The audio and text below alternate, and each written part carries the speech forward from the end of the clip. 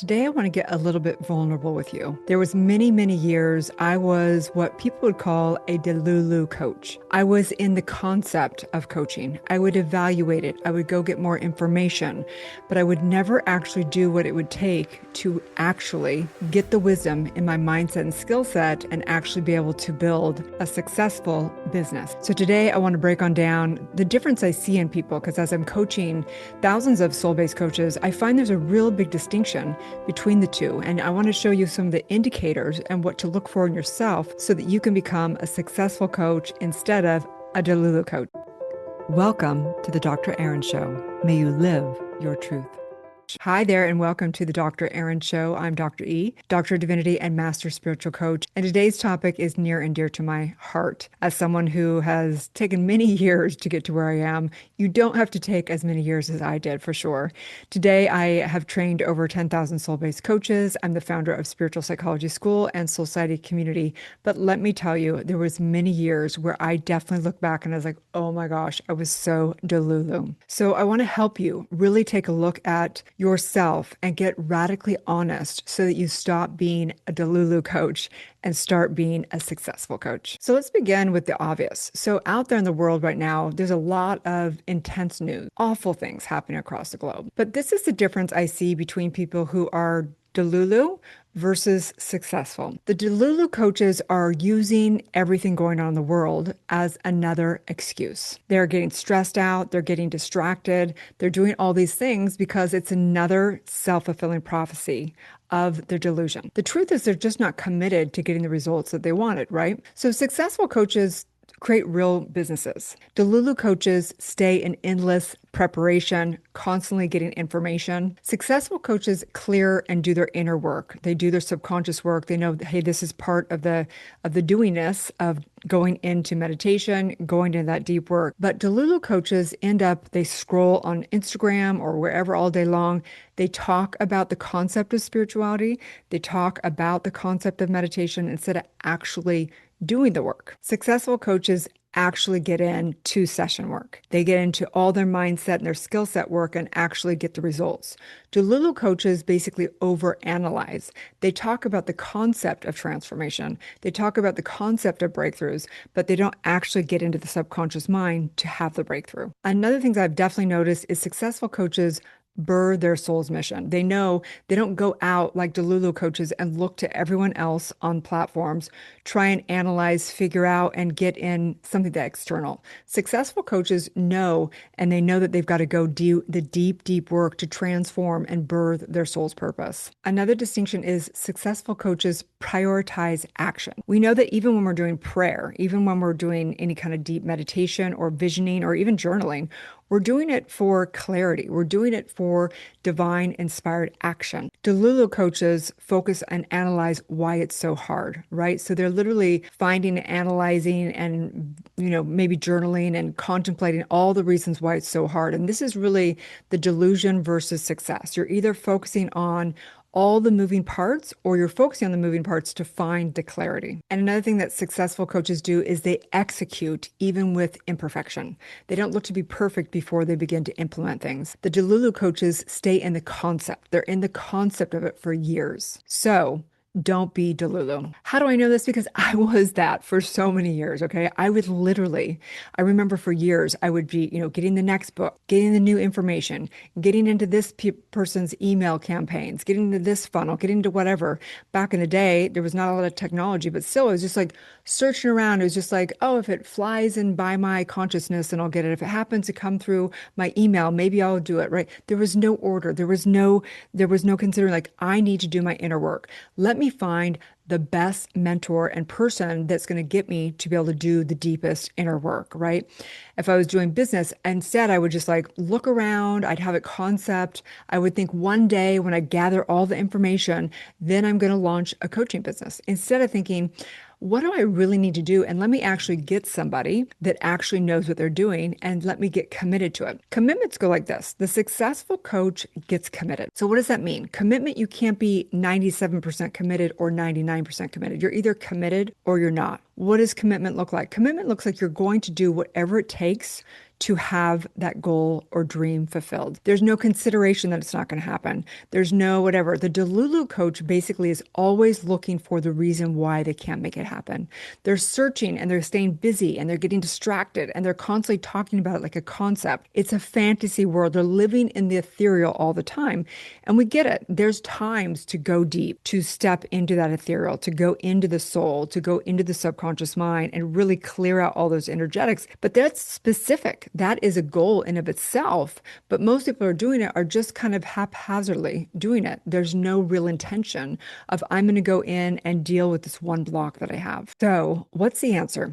What I would say and what I would say to myself or anyone is we want to take a look at the gap, right? We want to take a look at where are you now versus where do you want to be? And I always say if there's only one thing that someone gets out of like a strategy session with me or a discovery call or coming to one of my events is for them to actually reveal what they are actually committed to. Because if there is a Delulu coach and maybe they actually don't really want to be a coach, right? They want to be maybe they just love learning. Maybe they want to keep it as a hobby.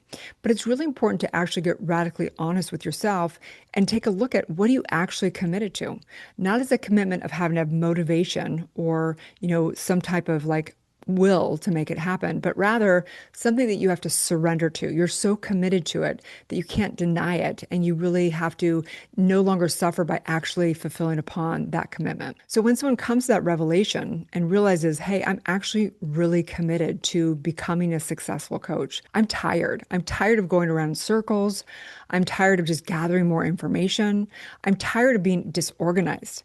I'm tired of the suffering and feeling like I'm a fraud going out there saying that I'm doing coaching when I don't actually have any clients. I know that's like, I was there for many years. I felt like, wow, something's wrong with me. I'd been doing so much work, but I wasn't able to turn it into a business. I was thinking, wow, am I just completely delusional around, my dream? And I had to get radically honest with myself. Another thing that successful coaches do is they know that if they want paying clients that are investing in them, they need to pay and invest in coaches. That's universal law. So I realized that I had been investing a lot of money in my healing work. I'd been investing a lot of money in my spiritual work. I've been investing a lot of my transformational work, but I hadn't invested any in business coaching. I hadn't invested in my development of my skill set around business. So no wonder I was becoming really amazing at all the mindset stuff. I was becoming really having out of body experiences. I was being able to channel. I was being able to do all these things. But spiritual work is very different than business. Spiritual work is very in the ethereal, and you can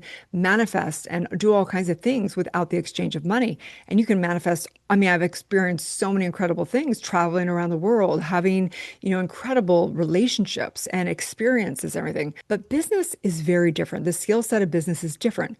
So it wasn't until I really began to invest in business coaches and learning and investing my time, effort, and everything into that I began to actually get paying clients that were willing to invest in me because I was willing to invest in that. So we have to know that Delulu coaches think that they should manifest something without having to give something. And that's not how universal law works. Universal law works where you have to give whatever you desire. If it's love, you have to give love first. If you desire money, you have to give value and give service, right? And it doesn't even necessarily come back in the exact same way or from the exact same person, but it has to come back. So that brings me to the universal law distinction of this week.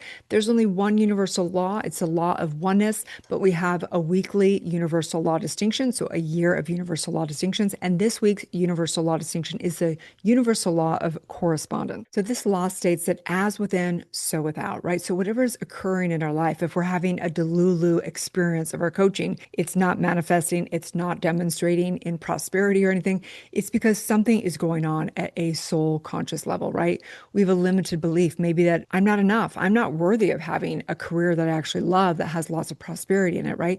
So whatever the belief is, or whatever, I'm not smart enough to do that, or something's wrong with me, or no one cares about me, or I'm alone anyway, whatever it may be, it's going to outpicture in our coaching business as well. So the law of correspondence understands that everything is a reflection. It all comes from consciousness through the mind, body, spirit, through universal law, and it's reflecting back. It's the mirror. So if we want something to correspond as having a successful coaching business, we have to deal with the consciousness. So instead of just being Delulu and just doing everything and pretending like it's all okay, look, we all have limitations. I'm not going to say someone's born successful. That would be like, that's just not reality. The reality is most successful people, they came from, hard times also. They came from everything. It's just the difference is they got committed to doing the work, to doing whatever it took in their mindset and skill set to have a successful coaching business. So if you're new here, you can actually go below here and you can grab the free Universal Law calendar. When you click on that, it'll go right onto your calendar. You can actually get the energy update each week, and there is a Universal Law lesson along with the energy update, along with a weekly affirmation and a weekly journal prompt as well. So this week's weekly affirmation is I choose to see life as the ultimate mirror guiding me to the highest version of myself. If you are still a Delulu coach, it's okay. I have been there, but don't keep being a Delulu coach. Otherwise, you're going to be suffering, and we don't want to see you suffering anymore. We want to see you actually fulfill upon your life's mission, clear your energetics, and really be able to experience all the depths of your soul and form, along with prosperity, vitality, and love. So let's know the truth together. Bringing our hands together, taking a deep breath in, just recognizing the truth right here, right now, the ultimate mirror. Everything is the mirror, all the outpicturing, all the demonstration, manifestation. And I recognize wherever it is that we're not experiencing what we desire, that there is something inside of each and every one of us. There is a clarity. There is a soul's purpose. There is a soul's mission. There is a very specific soul's assignment. And I recognize that everyone can master their mindset and their skill set if they decide to. The power decision with that. And knowing the success of whatever decision, the fulfillment upon it by the commandment of your word. That is the true power. It is the knowingness, the consciousness backed by the feeling with the conviction of the heart. And so I just say yes, because universal law only says yes. It just responds with a yes. And so I command exactly what I decide for myself. I simply say this with universal law, as together we say, and so it is. And so it is. Okay, guys, have a beautiful week. If you're in the school, I will see you in class on Tuesday. On Wednesday, we have practice and triad calls where all the practitioners and coaches come into session where they get the inner work done, they give the inner work, and they witness, and they give feedback and testimonials and everything there. And then we have a Thursday Community Souls Sessions call now as well. So if you are ready to have support, a community, and fulfill upon becoming a successful practitioner coach, you definitely want to click some links below and come on into the community. Okay? Have a beautiful, blessed day, you guys, and may you live the truth.